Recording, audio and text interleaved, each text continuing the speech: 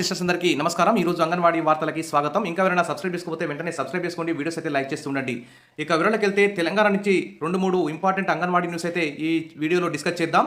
ఇక పూర్తిగా వినండి, సబ్స్క్రైబ్ చేసుకోండి, వీడియోస్ లైక్ చేయండి. ఇక వివరాలకు వెళ్తే నేడు రేపు మేధో మదనం సదస్సు అంటూ మహిళా శిశు సంక్షేమ శాఖ మంత్రి సీతక్క గారు అయితే ప్రకటించారు. మహిళా శిశు సంక్షేమ శాఖ ఆధ్వర్యంలో జరగనున్న ఈ మేధో మదనం కార్యక్రమానికి ముఖ్య అతిథిగా మంత్రి సీతక్క పాల్గొంటారు.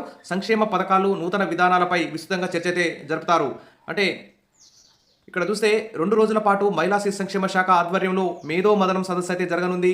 రాజేంద్ర నగర్లోని Telangana institute of rural development ప్రాంగణంలో బుధవారం, గురువారం మేధో మదనం సదస్సు అయితే జరుగుతుంది.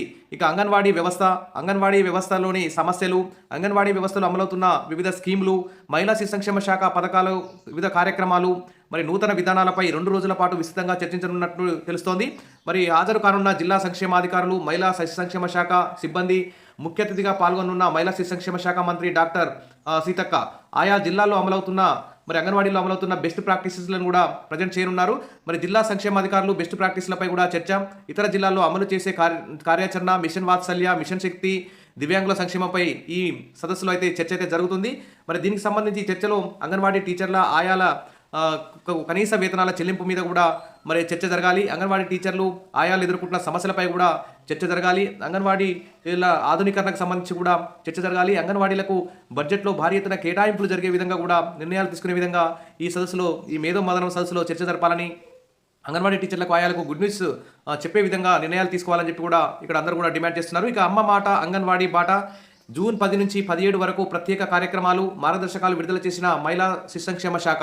మరి అంగన్వాడీలను బలోపేతం చేసేందుకు మహిళా శిశు సంక్షేమ శాఖ వినూత్న కార్యక్రమాలకు, అంగన్వాడీ వారోత్సవాలకైతే శ్రీకారం చుట్టింది. జూన్ 10 నుంచి 17వ తేదీ వరకు అమ్మ మాట, అంగన్వాడీల బాట అంటూ ఒక షెడ్యూల్ అయితే ప్రకటించింది.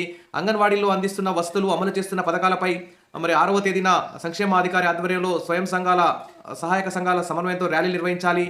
జూన్ 10న అంగన్వాడీ కేంద్రాల్లో పిల్లలు, పేరెంట్స్ గ్రూప్ సెల్ఫీ, గ్రామ స్థాయిలో ప్రజాప్రతినిధులు, మహిళా స్వయం సహాయక సంఘాలతో సమావేశం.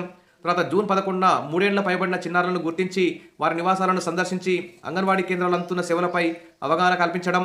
తర్వాత పిల్లలను అంగన్వాడీల్లో చేర్చేలా ప్రోత్సహించడం. అంగన్వాడీ కేంద్రాల్లో 5 ఏళ్లు దాటిన పిల్లలకు గ్రాడ్యుయేషన్ డే నిర్వహించి సమీపంలోని గవర్నమెంట్ ప్రైమరీ స్కూళ్లలో చేర్పించే విధంగా కూడా చర్యలు తీసుకోవాలని చెప్తున్నారు. ఇక జూన్ 12, 13, 16న పోషన్ కిచెన్ గార్డెన్, పోషకాహార వివరాలను హైలైట్ చేసి స్టడీ మెటీరియల్ పంపిణీ చేయాలి.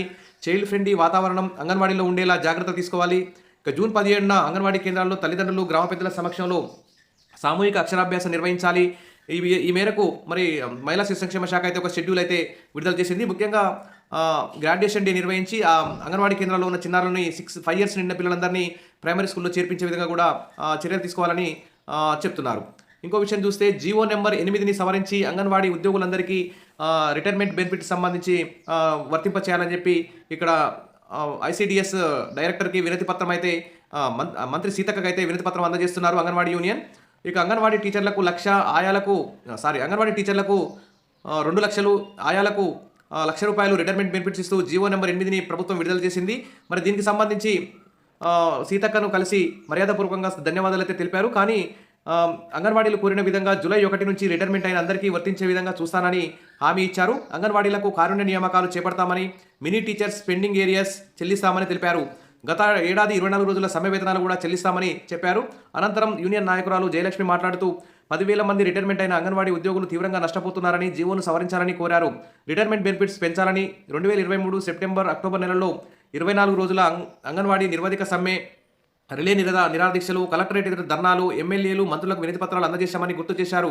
తర్వాత వికారాబాద్ జిల్లా కొడంగల్లో ముఖ్యమంత్రి ఇల్లు ముట్టడించినట్టు చెప్పారు. జూలై 19న ఐసిడిఎస్ డైరెక్టర్ ఆఫీస్ ఎదుట ధర్నా చేశామన్నారు. ఆ సమయంలో మంత్రి సీతక్క యూనియన్తో చర్చలు జరిపి రిటైర్మెంట్ బెనిఫిట్స్ పెంచుతామని, వాలంటరీ రిటైర్మెంట్ సౌకర్యం కల్పిస్తామని, పెన్షన్ ఇస్తామని చెప్పినట్టు గుర్తు చేశారు.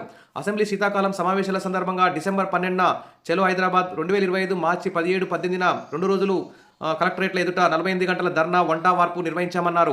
సిఐటియు నిరంతరం చేసిన పోరాటాల ఫలితంగానే ప్రభుత్వం రిటైర్మెంట్ జీవోను పెంచుతూ జీవో ఇచ్చిందని, కానీ ఈ జీవోలో 2024 జూలై 1 నుంచి రిటైర్ అయిన 10,000 మంది అంగన్వాడీ ఉద్యోగులను గురించి లేకపోవడం ఆందోళనకు గురవుతుందని, 2024 జూలై 1 నుంచి రిటైర్మెంట్ బెనిఫిట్స్ వర్తించేలా జీవో నెంబర్ 8ని సవరించాలని డిమాండ్ అయితే చేశారు. ఇక అమ్మ మాట, అంగన్వాడీ బాట, అంగన్వాడీల బలోపేతానికి వారోత్సవాలు, ఈ నెల జూన్ 10 నుంచి 17వ తేదీ వరకు విస్తృతంగా కార్యక్రమాలు నిర్వహించే విధంగా మహిళా శిశు సంక్షేమ శాఖ అయితే ఆదేశాలు జారీ చేసింది. ఇక మరిన్ని అప్డేట్స్ కోసం మన ఛానల్ని ఫాలో అవుతుండండి. వీడియోస్ అయితే లైక్ చేసి ఉండండి, సబ్స్క్రైబ్ చేసుకోండి. Thank you.